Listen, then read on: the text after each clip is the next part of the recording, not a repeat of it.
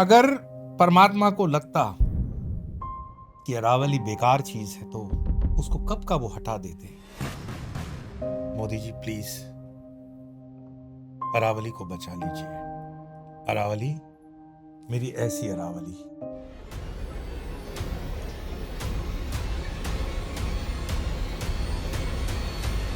नमस्कार, नमो नारायण। सन्यासी का मतलब सिर्फ गिरी कंदीराओं में बैठ करके जप ध्यान नहीं होता है। वेदों ने, उपनिषदों ने, महापुराणों में सन्यासी का धर्म बताया हुआ है कि उसका राष्ट्र के प्रति, समाज के प्रति भी दायित्व होता है। क्योंकि प्रत्येक सन्यासी समाज से जो ग्रहण करता है, पर्यावरण से जो ग्रहण करता है, प्रकृति से जो ग्रहण करता है, वो उसके ऊपर ऋण है। और उस ऋण को चुकाना प्रत्येक सन्यासी का, प्रत्येक साधक का कर्तव्य है। उस कर्तव्य के नाते मैं आज, जो आपने थंबनेल देखा कि मोदी जी प्लीज अरावली बचाइए, मैं हाथ जोड़ करके अपने जितने सीमित ज्ञान का आज मुझे पता है उसके आधार पर कह रहा हूं। मैं डिटेल नहीं जानता हूं, फिर भी मुझे लगता है कि अगर परमात्मा ने इस प्रकृति में एक पत्थर भी बनाया है तो उसके ऊपर उसकी योजना है। स्वामी विवेकानंद कहते हैं कि इस पूरे सृष्टि में से एक छोटा सा पत्थर भी अपनी जगह से अगर हिल जाए, मतलब उस कॉस्मिक डिजाइन की तरफ से हिल जाए, तो ब्लास्ट हो जाएगा। और ये छोटा मोटा पत्थर नहीं, पूरा अरावली है। मैं इसीलिए व्यक्तिगत रूप से आपको निवेदन कर रहा हूं, मोदी जी प्लीज, आपका हेतु बहुत अच्छा हो सकता है। इसमें बहुत बड़े बड़े ज्ञानियों ने अपनी रिपोर्ट तैयार की होगी, इसमें भी कोई डाउट नहीं है। पर हम वेदों को मानने वाले, वेदों को जानने वाले लोग हैं। यजुर्वेद में श्लोक आता है, पर्वताः शम्नो भवन्तु पर्वतः, पर्वताः शम्नो भवन्तु। पर्वत हमारे लिए कल्याणकारी हो, और कल्याणकारी हैं भी। मैं आपको क्या समझा सकता हूं, आप परम ज्ञानी हैं। आप इस देश के लिए और राष्ट्र के लिए जो कार्य कर रहे हैं उसमें हम करबद्ध होकर के आपको बारंबार धन्यवाद भी देते हैं। परंतु कुछ प्रश्न जब जनता जनार्दन खड़े करे तो संवाद दोनों तरफ से होना चाहिए। आज जनता कुछ प्रश्न अगर कर रही है, कुछ जिज्ञासा कर रही है, तो उसको सही माध्यम से उत्तर आना चाहिए। क्योंकि प्रत्येक कार्य के करने के पीछे जो आध्यात्मिक हो, धार्मिक हो, आर्थिक हो, भूगोलिक हो, पर्यावरणिक हो, राजनीतिक, जो भी कारण हो, उसको बताना जरूरी है। क्योंकि लोकशाही में जनता जनार्दन है। हमने आपको बड़े विश्वास के साथ उस जगह पर अपना राजा चुनकर रखा है, और राजा प्रजा को इस तरह से त्यज नहीं सकता। तो हे राजन, मैं करबद्ध होकर के आपसे पुनः निवेदन करता हूं कि आप अरावली के विषय में सेंसिटिविटी के साथ विचार करिए। प्रथम, ये जो जिज्ञासा मैं आपके सामने प्रकट कर रहा हूं, ये एक पढ़े लिखे वर्ग की जिज्ञासा है। और उसका अगर मैं प्रतीकात्मक इस आपको क्लिप दिखा रहा हूं, तो आप इसमें से समझें कि ये व्यक्ति जो बोल रहे हैं ये पढ़े लिखे व्यक्ति हैं। तो आप देखें कि जो लाखों बच्चों के लिए भविष्य का निर्माण करते हैं, ऐसे खान सर अरावली के विषय में क्या कहते हैं। अरावली पहाड़ी को अब काट दिया जाएगा, क्योंकि कहा गया है कि जो पहाड़ियां कम ऊंची हैं उन्हें काट दिया जाएगा। अरावली पहाड़ी जो है वो 93% ऐसी पहाड़ियां हैं जो 100 मीटर से कम नीची हैं। तो संसद ने कहा है कि जो 100 मीटर से कम नीचे है, जो 100 मीटर से ऊंचाई कम है, 100 मीटर का मतलब होता है, आपका समझिए कि 3 मीटर का एक तल्ला होता है। 3 मीटर का एक तल्ला यानी 30 तल्ले से नीचे जो पहाड़ होगा, तो यार भैया वहां तो दुनिया की सबसे पुरानी पहाड़ है, 250 साल पुरानी पहाड़ है। वहां पे उसके 93% पहाड़ों को काट दिया, पहाड़ को काट दिया जाएगा, क्योंकि शेड्यूल 6 में नहीं है। अब वहां के लोकल लोग का चलेगा नहीं। अब इस थार मरुस्थल से उड़ने वाला बालू दिल्ली को बना देगा बालू का कटोरा, यहाँ सब ध्वस्त हो जाएगा। और यहाँ से उड़ने वाला बालू हिमालय पर्वत में जाके जम जाएगा। हिमालय पर्वत पे जब जमेगा वह बालू, तो वहां पे वो गर्मी को सोख लेगा। अभी पर्वत पे बर्फ है, तो जो धूप आता है तो शीशे की तरह चमक के निकल जाता है। बर्फ कम पिघलती है। लेकिन बालू की जब एक लेयर आ जाएगी तो बालू बड़ी जल्दी गर्म होता है। भूजा भूजने के लिए बालू का यूज किया जाता है। जब उसके ऊपर बालू रहेगा तो बर्फ को तेजी से पिघलाएगा, यहाँ से बर्फ पिघलेगा, गंगा और यमुना में मिलेगा और वो अल्टीमेटली बिहार में आके बाढ़ लाएगी। लेकिन आर्टिकल शेड्यूल 6 नहीं है, हम लोग 2 को मुंह देखेंगे। ज्योग्राफी डिसाइड और इकोनॉमी, समझ में आ गया कि नहीं आ गया? This is geography. जो मैं समझा हूं अपने सीमित ज्ञान से कि अगर अरावली हट जाती है तो जो थर का ये रण है, थार जिसको बोलते हैं, सीधी सी बात। मेरा भी कुछ ज्ञान इसलिए मैं दावे के साथ कह पा रहा हूं क्योंकि मैं अपने स्कूल के समय में अखिल भारतीय ऑल इंडिया ऐसे कंपटीशन का मेडल विनर हूं पर्यावरण के ऊपर। पर्यावरण के ऊपर हमने बहुत काम किया है, पर्यावरण को हम जानते हैं, पर्यावरण के लिए हमने प्राण दिए हैं। अगर परमात्मा को लगता कि अरावली बेकार चीज है तो उसको कब का वो हटा देते। फिर तो कांग्रेस में और हम में क्या अंतर रहा। वो जो राम सेतु को हटा रहे थे तब उसके लिए कितना बड़ा आंदोलन खड़ा किया गया। हमने राम सेतु को बचाने के लिए पूरे प्रयास किए। अरावली कोई व्यर्थ तो नहीं होगी। और ये क्या तर्क है कि 100 मीटर से ऊंचा है तो पहाड़, 100 मीटर के नीचे हो गया तो वो पहाड़ नहीं मानेगी। ये सुप्रीम कोर्ट ऐसा कहती है। अब सुप्रीम कोर्ट के भी तो परम ज्ञानी ब्रह्म ऋषि हैं सारे के सारे। किससे क्या बात की जाए? क्या अगर हमारे पिता की हाइट 6 फीट से नीचे हो जाए तो हम उसको पिता मानना बंद कर देंगे? तो अरावली जहां 100 मीटर है वहां तो अरावली की पहाड़ मानी जाएगी। उस हिसाब से 12,000 में से सिर्फ 1100 ही चोटियां रह जाएंगी, बाकी पूरा का पूरा अरावली साफ हो जाएगा। और ये अगर अरावली साफ हुआ तो मोदी जी आप जानते हो गुजरात को तो नुकसान होगा ही होगा, राजस्थान मटिया मेट हो जाएगा। ये दूल हरियाणा तक जाएगी और उत्तराखंड तक पहुंच करके विनाश करेगी। ये मेरे जैसे अनपढ़ व्यक्ति को भी पता पड़ रहा। आपने जो निर्णय लिया होगा उसमें कोई शक नहीं है कि बड़ा हेतु होगा। अगर कोई हेतु है, अगर उसमें कोई योजना है, अगर उसमें कोई बात है तो आपके पर्यावरण मंत्री को खुले से मंच पर आकर मीडिया के अंदर, प्रिंट मीडिया, सोशल मीडिया पे बताना चाहिए कि ये क्या है, क्यों है, किस लिए है। लेकिन संवादहीनता जब हो तो गलतफहमियां पड़ती हैं। मैं आज इस मौके का फायदा उठा करके आपको बता रहा हूं। आजकल आपका संवाद तो जनता से जो हो रहा है वो हो रहा है, लेकिन बाकी मंत्रालयों का जनता से कोई संवाद नहीं है। और मिडिल क्लास के लोग संवादहीनता के ही पक्ष में जी रहे हैं। पर हमारा समर्पण, हमारी श्रद्धा आपके प्रति है और इसमें कोई बड़ी बात नहीं। मैं बोल रहा हूं कि यस, आप हैं तो भाजपा है और भाजपा जीत रही है, वो आपके कार्य पर जीत रही है और आपके कार्य पर हमें लेश मात्र भी शक नहीं है। लेकिन जहां मन के अंदर जिज्ञासा हो गई, प्रश्न होगा, वो हम पूछने कहां जाएंगे? इसी सरकार का निर्णय होता है, उसी सरकार के निर्णय को 2-3 दिन के बाद सुप्रीम कोर्ट के जजेस बदल दिए जाते हैं, मतलब निर्णय बदल जाता है। तो उसका अर्थ क्या है? और ये बात ऐसी बात नहीं है कि मैं ही केवल उठा रहा हूं।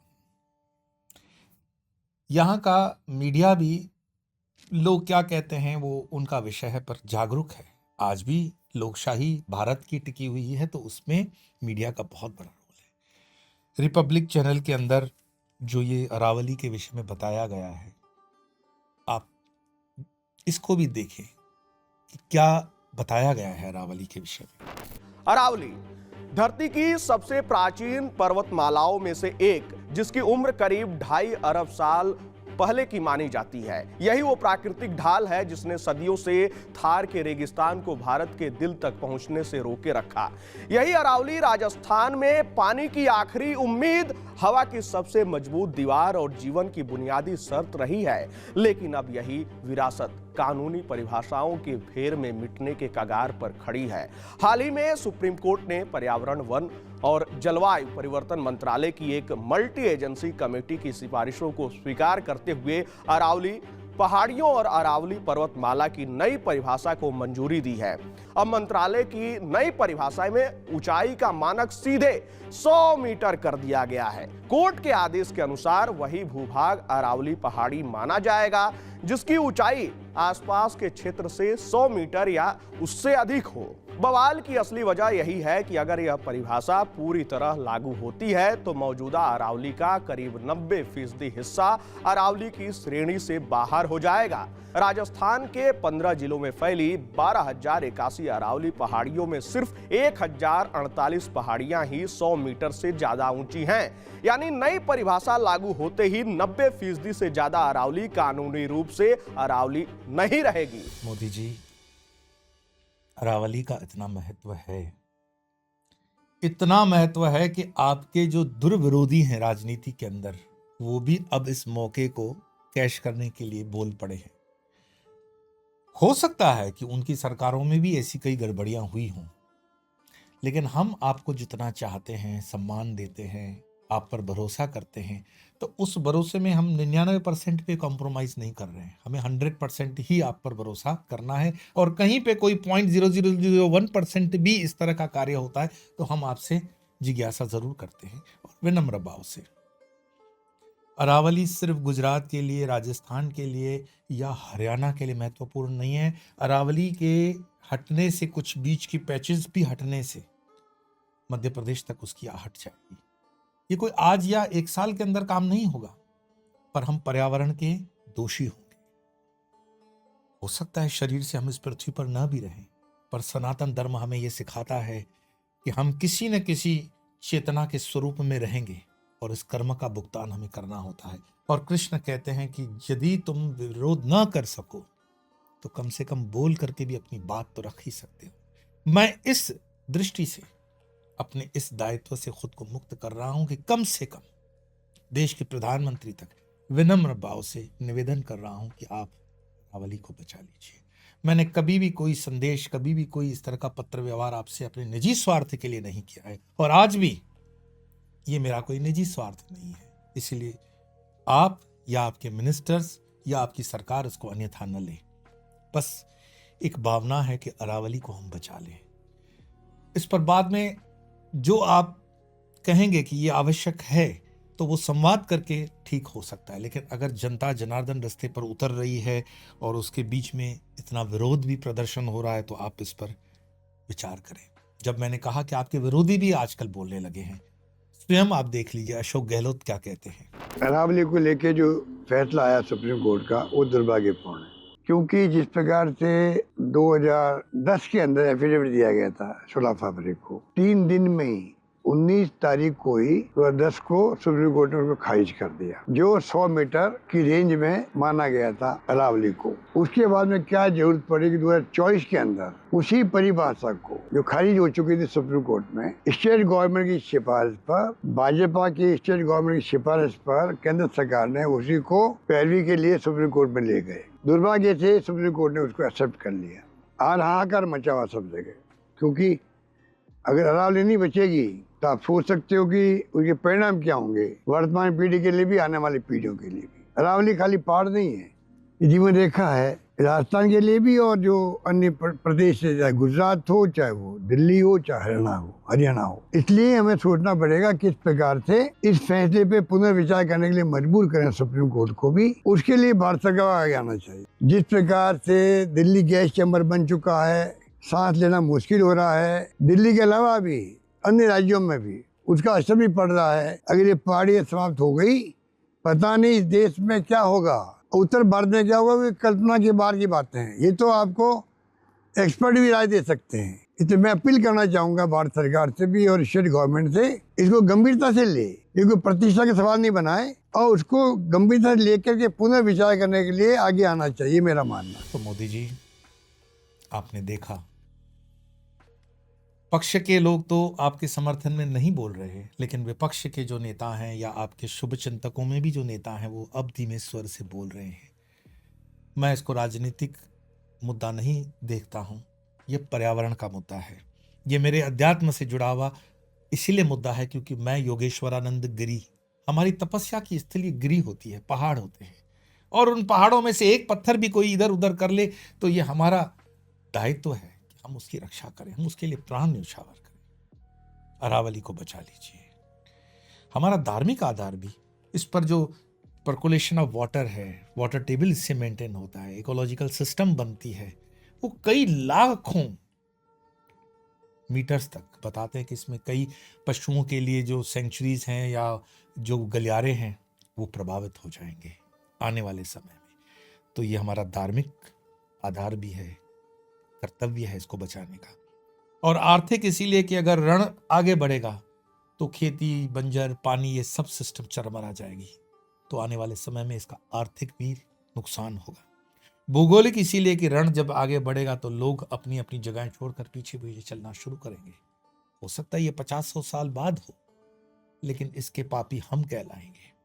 तो भूगोलिक भी जो ये असर है उसको हमें ध्यान में लेना चाहिए। और पर्यावरण का तो असर है ही। जैसे मैंने कहा, अगर परमात्मा को लगता है कि एक पत्थर भी व्यर्थ है तो उसका सृजन ही नहीं होना चाहिए था। तो अरावली का 100 मीटर या 30 मीटर ये दायरा नहीं हो सकता है इसको बचाने या गिराने का। मोदी जी प्लीज थोड़ा भावनात्मक होकर के आम जनमानस की जो भावनाएं हैं उसको सुनिए। हमें राजनीतिक पछड़ों में नहीं पड़ना, हमें राजनीतिक कोई स्टेटमेंट इसमें नहीं करना। मैंने हमेशा आपकी पॉलिसीज को जहां पर जनता के समर्थन में रही हैं उसका हमेशा समर्थन किया है, और जहां मुझे लगा कि मुझे कुछ बोलना है वहां मैंने बोला भी है। और आज मैं इस पूरे जीवन के अंदर पहला वीडियो आपको डायरेक्ट संबोधित कर रहा हूं, क्योंकि मैं आपको बड़े गंभीरता से कह रहा हूं। आपके नजदीक के लोग आप तक नहीं पहुंच पा रहे हैं, हमारी आवाज आप तक नहीं पहुंच पा रही है, और आपकी आवाज हम तक आती है तो छन छन के आती है। आज अरावली के बहाने आपसे संपर्क कर रहा हूं। अगर आप तक आवाज पहुंच जाए तो मोदी जी मैं करबद्ध होकर के आपसे निवेदन कर रहा हूं, मोदी जी प्लीज अरावली को बचा लीजिए। अरावली, मेरी ऐसी अरावली, मेरी प्यारी अरावली। 2.5 अरब साल से खड़ी दुनिया की सबसे प्राचीन पर्वतमाला अरावली, जिसने कई खूबसूरत झरने और कई सभ्यताओं को पाला है। इसने कई आंधी तूफानों को रोका, रेगिस्तान को थामा, जिसमें हजारों लाखों एकड़ में फैले जंगल और जीव जंतुओं को पाला। आज वही अरावली अपने सबसे काले दौर से गुजर रही है। सुप्रीम कोर्ट के अनुसार अब सिर्फ 100 मीटर से ऊंची पहाड़ियों को ही अरावली मानी जाएगी। और अब खतरा यह है कि इस नियम से कई छोटे टीले, जंगल और भू आकृति जो हजारों सालों से ग्राउंड वाटर रिचार्ज करते हैं, वो अब संरक्षण से बाहर हो जाएंगे और 80 से 90% हिस्सा अरावली की श्रेणी से हट जाएगा। अरावली पर्वतमाला की शुरुआत होती है गुजरात में, फिर राजस्थान और हरियाणा को क्रॉस करते हुए लगभग 600 किलोमीटर का डिस्टेंस कवर करके ये रेंज दिल्ली पहुंचती। इसमें बहुत सारे नेशनल पार्क और वाइल्ड लाइफ सेंचुरी भी हैं, जैसे Sariska national park, Kumbhalgarh sanctuary और माउंट आबू। ये mountain range copper, zinc, lead, marble जैसे मिनरल रिसोर्सेज के लिए काफी रिच है। ये केवल पहाड़ नहीं है, ये उत्तर भारत को रेगिस्तान से बचाने वाली दीवार है। ये हजारों लाखों जानवरों का घर है। ये राजस्थान की सांस्कृतिक और भौगोलिक और आध्यात्मिक पहचान है। क्या अब इसे और मजबूत सुरक्षा मिलनी चाहिए?